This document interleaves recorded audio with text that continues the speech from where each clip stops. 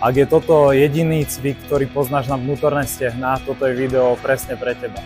Ak chceš poriadne precvičiť vnútorné stehná a doteraz si poznal len ten spomínaný stroj, začni s týmto.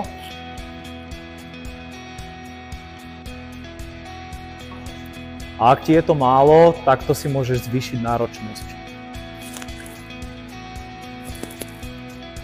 A ak ti to stále nestačí, stále je sa kam posúvať.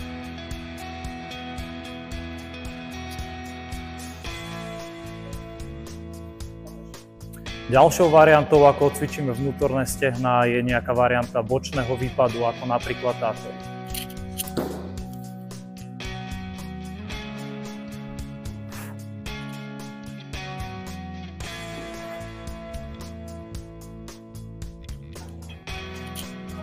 Ale ak náhodou nemáš čas, aj toto je stále spôsob, ako ich odcvičíš.